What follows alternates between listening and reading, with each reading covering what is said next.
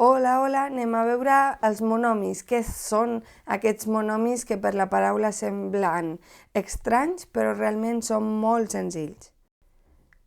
Primer de tot, anem a saber què són les parts. Aquí teniu dos monomis, això és un monomi i això és un monomi. Com sabem que és un monomi? Doncs perquè tenen unes parts específiques. Tenen el coeficient, us ho poso cap aquí. Tenen el coeficient, la part literal i un grau. Llavors, el coeficient què és? És el número i el signe de davant de les lletres. Vaig a posar com que això és un menys 7 i així veiem dos exemples diferents. Aquí seria això el coeficient. Ho vaig a posar en blau perquè així ho tingueu tot relacionat. Llavors aquí tindríem un menys 7 i a l'altre quin seria? 4 cinquens, que seria el decimal pertinent. També tenen una part literal. La part literal és la resta, és a dir, la lletra amb els exponents o les lletres amb els exponents, perquè en aquest cas tenim una A, però aquí tenim una X i una Y. Llavors, la part literal seria A a la 2 al quadrat i X per Y al quadrat. Aquestes dues serien les parts literals. I què més té? Té un grau. El grau el mirem a les lletres, és a dir, d'aquest el grau és 2, perquè només hi ha una lletra, per tant només tenim el grau 2. En canvi, en aquest tenim dues lletres, i quins graus tenim? Aquí és com si tinguessin un 1, i llavors per saber el grau fem la suma dels exponents. Sumar els exponents. Encara que no siguin la mateixa lletra, però apliquem com la norma de la potència, quan s'estan multiplicant, se sumen, no? Encara que no siguin, però és el mateix procediment. Per tant, aquí tenim 1 més 2, per tant, és de grau 3 aquest monomi. Per tant, aquest seria de grau major que aquest, però també els podem comparar d'una altra manera. És a dir, un monomi semblant a aquest d'aquí seria un que tingui la mateixa part literal. Per tant, aquests dos d'aquí baix, 5abx al quadrat i menys 7abx al quadrat, què tenen? Tenen la mateixa part literal. Per tant, són monomis semblants. En canvi, si jo posés menys 7ab, això ja no seria un monomi semblant, perquè li falta la x al quadrat. Val?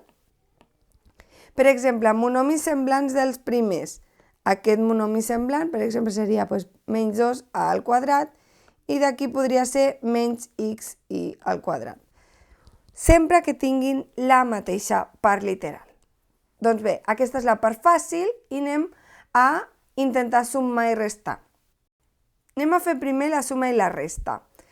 La suma i la resta té un únic requisit, que ha de tenir la mateixa part literal. És a dir, la mateixa lletra amb el mateix exponent, o les mateixes lletres amb els mateixos exponents. Anem a veure, aquí tenim això i això de part literal, que són iguals, sí, per tant els podem sumar. Com ho sumem? Amb els coeficients, el que diguin, 7 més 11 són 18x a 5, i es queda així, aquest seria el resultat. Anem a veure aquest i aquest. Són les mateixes parts literals? No, per tant, no es poden sumar. És com sempre dic, pomes i peres. No són el mateix, no les podem sumar. No podem dir 20 pomes si tenim 10 peres i 10 pomes. Què més? Aquí tenim aquesta part literal i aquesta. Són iguals? Sí, per tant, fem 3 menys 8. Doncs menys 5 què? Menys 5abx al quadrat. Com veieu, és molt senzill i ja ho feu quan feu, per exemple, 5x més 2x, que feu 7x.